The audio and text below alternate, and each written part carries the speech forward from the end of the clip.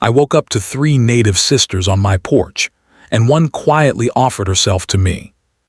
That day there was a strange stillness, as if the land itself was holding its breath.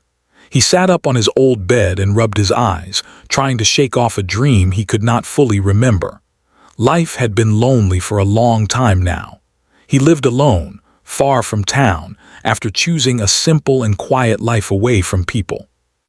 Some days were peaceful, but others felt heavy with memories and unanswered questions. He had learned to accept the silence, even when it felt uncomfortable.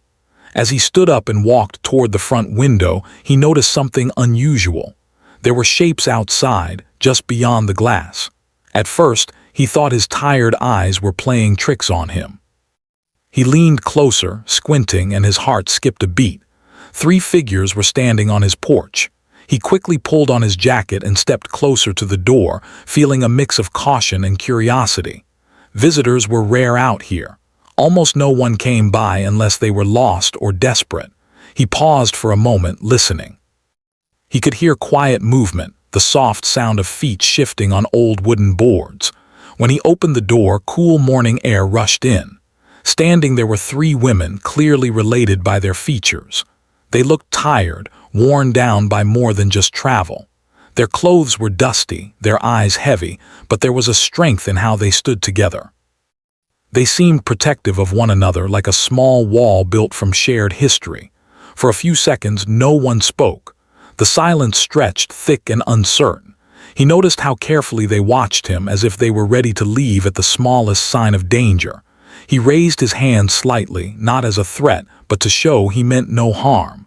"Can I help you?" he asked gently. The oldest of the 3 stepped forward. Her posture suggested responsibility, as if she had carried it for most of her life. She explained that they had been walking since before dawn. Their vehicle had broken down miles away, and they had no phone signal. They did not ask for much, just water, maybe a place to rest for a short while. He studied their faces more closely now. They were exhausted but not careless. These were people who had learned to survive by being alert. Something told him their story went deeper than a broken vehicle. "Come in," he said after a brief pause. "You look like you could use a break." He led them into the small living room where sunlight filtered through thin curtains. The place was simple, old furniture, clean but worn, shaped by years of use and little change. He brought them glasses of water and some bread he had baked the day before. They accepted quietly, offering soft thanks. As they ate and drank, he noticed how the youngest sister held her glass with both hands, as if warmth itself was something precious. Time passed slowly. The man sat across from them, giving them space. He did not push for answers. He knew that trust was not given easily, especially to strangers. Outside, the sun climbed higher, casting long shadows across the floor. Eventually, the middle sister spoke.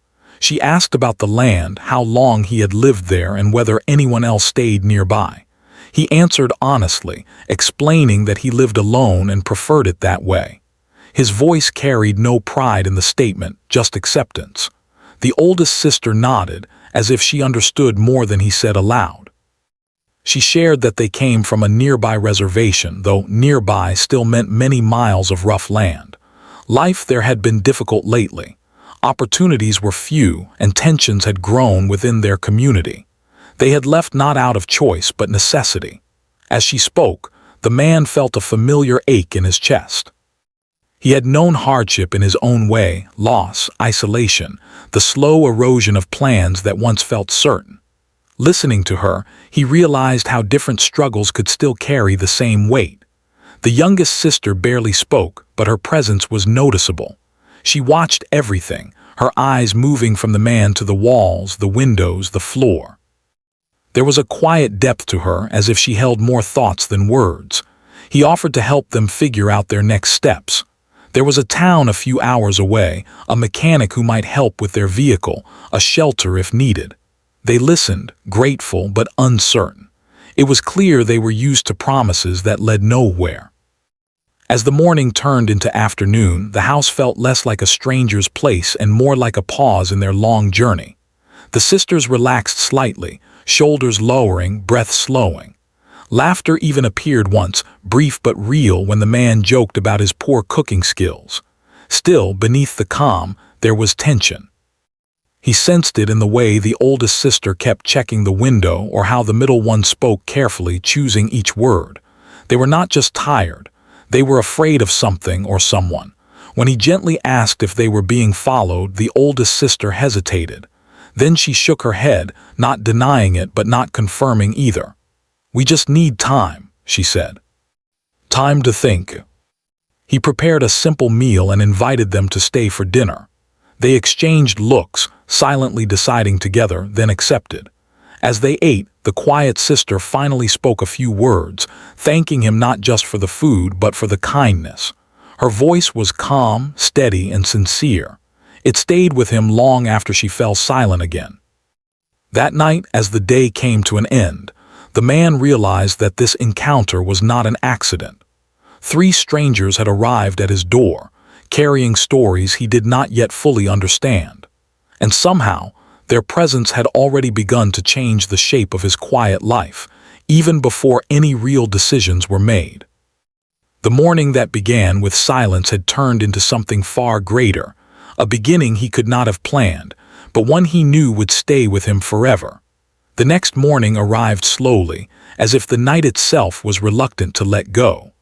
Pale light slipped through the curtains and touched the walls of the small house. The man woke before the others, listening to the soft sounds of breathing from the next room. He had offered them the spare room and the couch, and they had accepted with quiet gratitude. Sleep had come late for everyone, filled with thoughts that refused to rest. He stepped outside for a moment, letting the cool air clear his mind. The land stretched out in front of him, wide and empty, just as it always had, but it felt different now. Less lonely, yet heavier somehow. He wondered how 3 strangers could change the feeling of a place in just one day. When he returned inside, the sisters were already awake. The oldest was helping prepare a simple breakfast, insisting on contributing something. The middle sister was tidying the living room, folding blankets neatly. The youngest sat near the window, watching the morning light as if it carried answers she was waiting for. They ate together in a calm silence. It was not uncomfortable, just thoughtful. After breakfast, the man suggested they take some time to talk, no pressure, no expectations. "Only if you want," he added. "You don't owe me anything." She spoke about the reservation, about how traditions gave them strength but also how limited resources made everyday life a challenge. Jobs were scarce, and hope sometimes felt even rarer. The sisters had supported one another through it all, learning early that survival was not just about strength, but about staying united. The middle sister continued the story. She talked about recent conflicts in their community, misunderstandings that grew into divisions. Not everyone agreed on how things should change, and those disagreements created pressure. The sisters found themselves caught in the middle, trying to stay neutral while also protecting themselves. "We didn't leave because we wanted adventure," she said quietly. "We left because staying felt like standing still, while the ground cracked beneath us." When the youngest sister finally spoke, her words were few but meaningful. She talked about fear, not of one thing but of many. Fear of being forgotten, fear of being trapped, fear of making the wrong choice. She admitted she often stayed quiet because words felt heavy and silence felt safer. As the hours passed, the house filled with stories. Laughter appeared at unexpected moments, memories shared with soft smiles. Pain was present too, but it was spoken of honestly, without bitterness. The man felt honored that they trusted him with pieces of their lives. In return, he shared his own past. He spoke about leaving the city years ago, tired of noise, broken promises, and a life that no longer felt true. He had come to this land hoping to find peace, but isolation had taught him lessons he had not expected. Solitude could heal, but it could also harden a person if they were not careful. The sisters listened intently. For the first time, the balance of the room shifted. He was no longer just the one offering shelter. He was another person carrying unfinished stories. Later that afternoon, they stepped outside together. The man showed them the land, the small garden he struggled to keep alive, the old tools he used to maintain the place. The sisters offered help without being asked. The middle one was skilled with repairs, the oldest organized tasks naturally, and the youngest worked quietly but with steady focus. As they worked side by side, something unexpected happened. The space between them closed. Conversation became easier, movements more natural. Trust grew not through promises but through shared effort. Yet beneath the calm surface, tension remained. The man noticed how the oldest sister became alert at certain sounds, how she scanned the distance as if expecting trouble. When he gently asked again if there was something they were running from, she admitted there were people who did not want them to leave. Not out of care, but control. Nothing immediate, she said, but enough to keep them cautious. That evening they sat around the table again. The mood was quieter now, more serious. The question of what came next could no longer be avoided. They had no clear plan, no guaranteed safety waiting for them elsewhere. The man offered what he could. He had little money, but he had time, land, and connections to a nearby town. He could help them contact services, find temporary work, or simply give them space to think.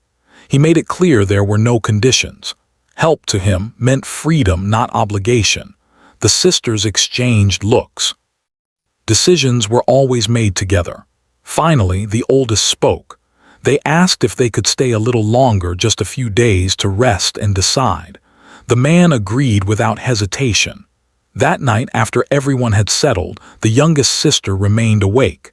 She sat alone in the quiet living room, her thoughts heavy. She felt gratitude, but also guilt. They had taken help again, relying on someone else's kindness. She wondered how long such kindness could last before it became a burden. She thought about her sisters, about how tired they were, how much the oldest carried without complaint. She felt a strong pull to do something, anything, to change their situation, even if it meant sacrifice. The house creaked softly as it cooled. Outside, the land rested under the stars. Inside, choices were forming quietly and slowly. By the end of that day, nothing dramatic had happened. No arguments, no sudden danger. Yet everything had changed. Trust had deepened. Lines had been crossed, not physical ones, but emotional ones. Lives that had been moving separately were now briefly aligned. The man lay awake in his room, staring at the ceiling. He sensed that the calm was temporary, that a moment of truth was approaching. The sister's presence had already shifted his path, and he knew the next step would require courage from all of them. The second day ended not with answers, but with understanding. And sometimes, understanding was the first step toward a choice that could change everything. The third day began with heavy clouds covering the sky. The air felt thick, as if rain was deciding whether to fall or not. Inside the house, the mood had changed. It was not tense, but thoughtful, like everyone was standing near a turning point they could all sense but not yet see clearly. The man woke early again. He noticed small signs that showed how much the sisters had already become part of the space. Shoes were neatly placed by the door. A blanket was folded carefully on the chair. The house felt lived in, not just occupied. When he stepped into the kitchen, the oldest sister was already awake, making tea with quiet movements. They exchanged a small smile. No words were needed. Both of them carried the weight of responsibility in different ways, and somehow they recognized it in each other. Later, the middle sister joined them, talking about practical things, where they might go next, who they could contact, how long their supplies might last. She tried to sound hopeful, but uncertainty stayed in her voice. The youngest sister remained quiet. She sat near the window again, watching the sky. Her hands rested calmly in her lap, but inside her thoughts were moving fast. She had been thinking all night, turning ideas over again and again, measuring risk against hope. After breakfast, the man suggested working outside before the weather changed. Physical work had a way of clearing the mind. They agreed, and soon all four were busy with small tasks. The sisters moved naturally, as if teamwork was something they had practiced their whole lives. As the morning went on, the man noticed the youngest sister watching him more closely than before. Not in a suspicious way, but with focus. She seemed to be studying how he worked, how he handled tools, how he treated the land. It was as if she was trying to understand the shape of his life. Around midday, the clouds finally released their rain. It was gentle, steady, not a storm. They moved back inside, slightly wet, sharing quiet laughter. The sound of rain against the roof wrapped the house in a calm, almost protective feeling. It was then that the youngest sister asked if she could speak to him alone. Her voice was soft but firm enough to show she had made a decision. The man hesitated for a moment, then nodded. He did not want to create distance between the sisters, but he trusted her intention. They sat at the small table while the others rested in the next room. The rain filled the silence between them. She began slowly. She thanked him again for everything, for the shelter, the patience, the respect. She said kindness like his was rare, especially without expectations attached to it. Then she told him how deeply she worried about her sisters. The oldest carried too much responsibility. The middle one hid her fear behind plans and words. She herself stayed quiet because she felt her role was to observe, to protect in silence. She paused, gathering her thoughts. "I don't want us to keep running," she said, "and I don't want us to keep depending on help that might disappear." She explained that she had noticed how much work the land needed, how he struggled to manage everything alone. She spoke about her own skills, working with her hands, learning quickly, staying committed. She said she was willing to stay and help him long-term, to give her effort and loyalty, if it meant her sisters could move forward without fear. It was not spoken dramatically. There were no raised voices, no emotional display. That was what made it so powerful. Her offer came from a place of deep thought, not desperation. The man felt his chest tighten. He understood what she was really offering. Not herself as a person to be owned, but her future time, her strength, her independence. It was a sacrifice wrapped in calm words. He shook his head slowly. "You don't owe me anything," he said, "and I won't accept something that costs you your freedom." That he had left his old life because he had seen too many people trapped by unfair agreements and silent expectations. He said he could not be the reason someone else carried that kind of burden. Her eyes lowered, but she did not look defeated. Instead, she seemed relieved to finally speak her truth. When they rejoined the others, the atmosphere had changed. The youngest sister said nothing about the conversation, but her presence felt stronger, more settled. The oldest sister noticed immediately. Sisters always did. Later that day, the oldest asked the man directly what had been discussed. He chose honesty, but with respect. He explained the heart of it without revealing private details. The oldest sister's expression softened with both pride and concern. She understood the depth of her youngest sister's nature, quiet, observant, willing to carry weight without complaint. That evening, the sisters spoke privately among themselves. Voices stayed low, but emotions ran deep. The oldest made it clear that no one would sacrifice themselves for the others. They would move forward together or not at all. The youngest listened, nodded, and accepted their words. She did not argue. She had spoken her truth, and that was enough for now. As night fell, the rain stopped. The sky cleared, revealing stars. The man stepped outside, breathing deeply. He realized how close he had come to crossing a line, not out of desire but out of misplaced responsibility. He was grateful he had stopped in time. Inside, the sisters prepared for sleep. The house felt quieter than before, but not distant.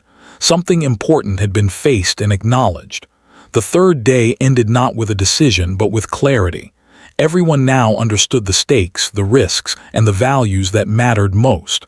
Whatever happened next would be built on honesty, not silent sacrifice. And that understanding, fragile as it was, became the strongest foundation any of them had known in a long time.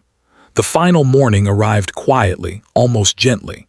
The sky was clear after the rain, and sunlight touched the land in a soft, honest way. It felt like a closing chapter, even before anyone spoke about leaving. The man woke with a calm he had not felt in a long time. There was sadness in it, but also certainty. The sisters were already awake. The oldest was outside, standing still and looking across the land. The middle sister was packing their few belongings with careful hands. The youngest sat on the steps of the porch, her face peaceful, as if she had finally laid something heavy down inside herself. They ate breakfast together one last time. No one rushed. No one avoided eye contact. There was a shared understanding that whatever was said today would matter. The man spoke first. He told them he had thought carefully about everything they had shared, about the fears they carried and the strength they showed. He said that helping them did not end with giving shelter for a few days. Real help meant supporting their independence, not replacing it. He explained that he had contacted someone in the nearby town the night before, an old friend who worked with community programs. There were opportunities for temporary housing, job placement, and support services that respected their background and choices. It would not be easy, but it would be a start that did not require sacrifice from any one person. The middle sister's eyes filled with quiet relief. She had hoped for something like this but had not wanted to ask. The oldest sister nodded slowly. She had learned to be cautious of promises, but the man had never spoken lightly.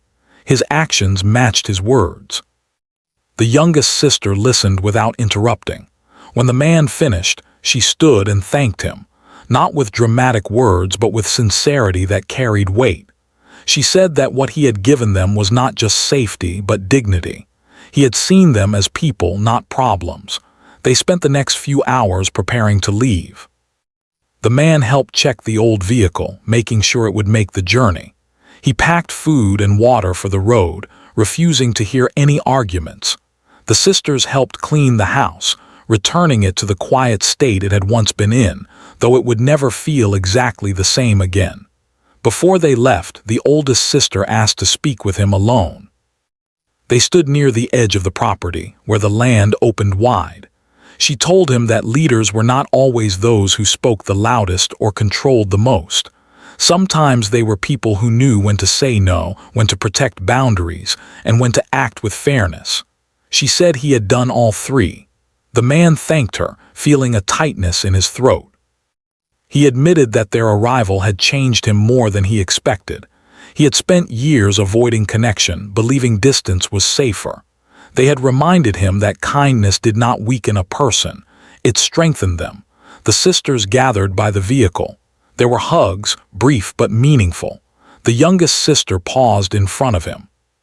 She did not say much, only that she would carry this experience with her, not as a debt but as proof that better choices were possible. As the vehicle drove away, the man stood watching until it disappeared down the road. The land returned to its familiar silence, but it no longer felt empty. It felt full of memory. Days passed. Life slowly returned to routine. The man worked the land, repaired old fences, and tended his garden. Yet something inside him had shifted. He found himself thinking about others more, about the unseen struggles people carried. Weeks later, a letter arrived. It was short, written carefully. The sisters were safe. They had found temporary housing. The oldest had started working with a local group. The middle sister had found steady work. The youngest was learning new skills, growing more confident with each step. The man read the letter twice, then folded it and placed it somewhere safe. He understood now that some encounters were not meant to last forever. They came to teach, to challenge, to open doors that had been closed too long. That morning on his porch had been one of those moments, and though the house was quiet again, it was no longer lonely.